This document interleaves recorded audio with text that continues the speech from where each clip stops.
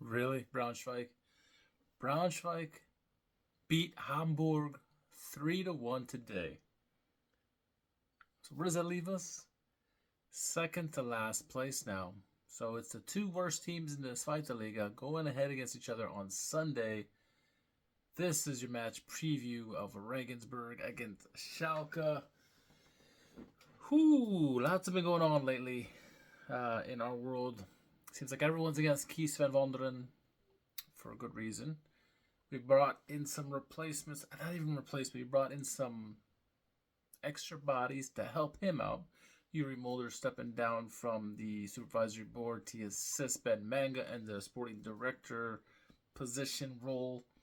Then you got Tim Huglen, a former Schalke player, coming up from the Knapenschmiede to help coach alongside Kees van Wonderen. So a little bit of reinforcements there.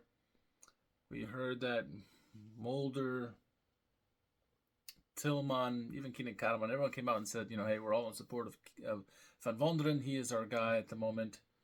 I expect nothing else from the supervisory board and Ben Manga because this is their guy and they're riding or dying with him because if he fails, they fail, they're out. So they got to ride him. But, it's good to see everything I've heard from the staff, the team thus far, is that he's actually a good person, nice person. The players like him. They understand his philosophy. They gotta get it done on the pitch. Seguin, Hekren, Karaman, lots of guys have come out and said, they're 100% supporting Van Wonderen. Of course, they're going to that's their manager and they want to get playing time. But I think it seems like, generally speaking, he's a well-liked guy, nice guy. But nice guy doesn't mean nothing if you don't get the results on the pitch.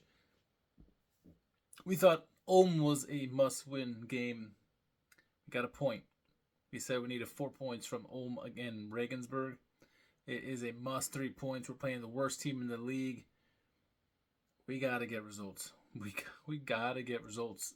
Now, they're riding a bit of a high at the moment.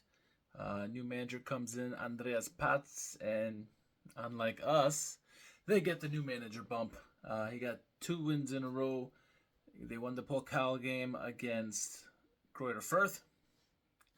And then they won this past weekend against Elversberg. Both games they got a red card, by the way. So they're riding a bit of a high. We got to figure out a way to beat that, right? Now, not too many positives to talk about. That is the lone positive for them. Defensively, they are atrocious. We're bad.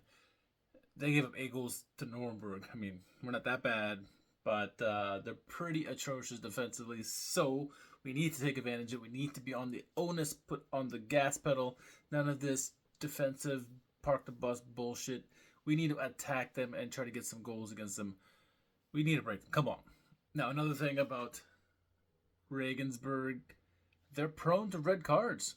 The last 2 games, they've gotten red cards. They're not very disciplined. They give up a lot of bad plays defensively. They're hot-tempered. They give up red cards. Take advantage of that. Give them hard fouls, get them angry, force them to get red cards. Anything to help us out. I mean, really. And the last thing about Regensburg is that they've only scored 5 goals this year. 5. We've scored 19. We've scored 14 more goals than they have. Doesn't seem like we should be second to last, but we are. Now, granted, under Van Wonderen, we haven't been scoring goals, but they've only scored 5 this year, 3 against Nuremberg in their 8-3 loss. They're not good offensively either. We need to score a goal. A goal will probably win this in this game. We need to get a goal. We need to beat this team. Absolutely does. Good news for us.